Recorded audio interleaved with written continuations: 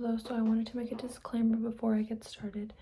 The following video is for a class project, and it is for the sole purpose of getting us to understand different exercises of the body, and what is going to be discussed is not a professional opinion, or is it to be taken seriously in the techniques and of that nature. Thank you. Hello, today I'm going to be talking about the snatch lift for my Olympic lift for the semester. So the snatch lift is essentially a two-part lift. It involves a squat, an overhead squat, and a clean. So in the beginning of the lift, I will show this at the end of the video, but in the beginning of the lift, it's going to involve having the hands spread apart on the bar. You're in a squat position all the way down to the floor, but is on the floor, almost. And from here, from that position, you're going to clean the bar over the head using the shoulders, and therefore squat down. Squat down and up. That is the end of the lift, and that essentially is what the snatch lift is. So in the lift, since it is two parts, it involves a lot of muscle groups. So it is going to involve the quadriceps, the glutes, the hamstrings, the calves, and then also, since we're holding the bar above our heads, we're using our shoulders and our traps. So our deltoids and our traps to essentially keep that bar up over the head in an upright position. So for this lift, a lot of balance and a lot of coordination is needed. The athlete should be flexible and have a lot of range of motion. So range of motion and flexibility are two different things, but they should essentially be able to get in the position, and then they should keep the position.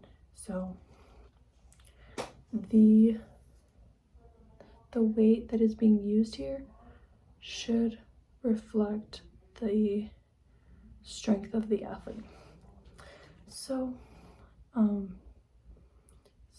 speaking concentric and eccentric muscles, so when we are going down on the squat, the muscles are concentric. So the quads are eccentric.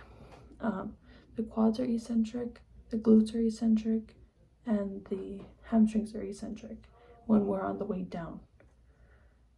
They're lengthening, so they are eccentric. On the way up is when they are concentric. So they're going to shorten, they're contracting to be able to get that weight up. And on the upper body, they're just stable, and they're just stable, and they're not contracting. They're contracting, but they're not doing a different movement during the lift.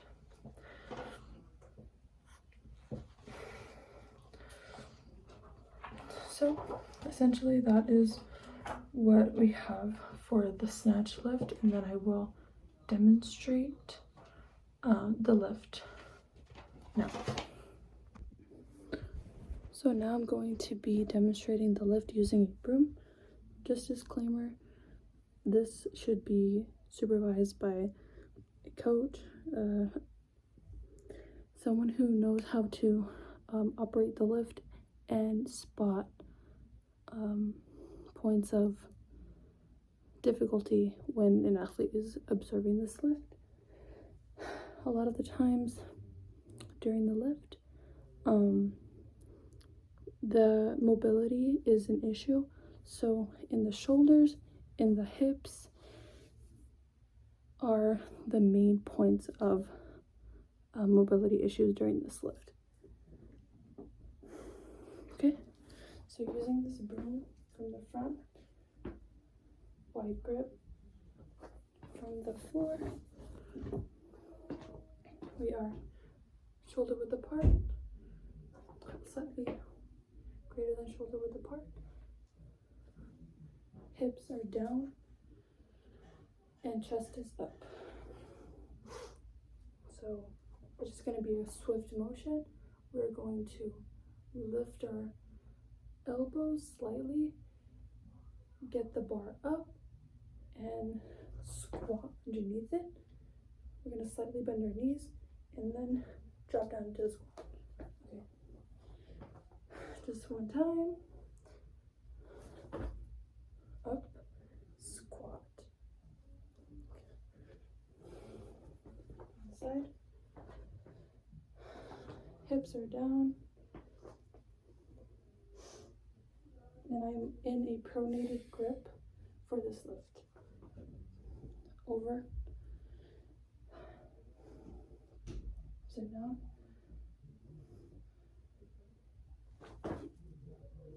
Down. Up.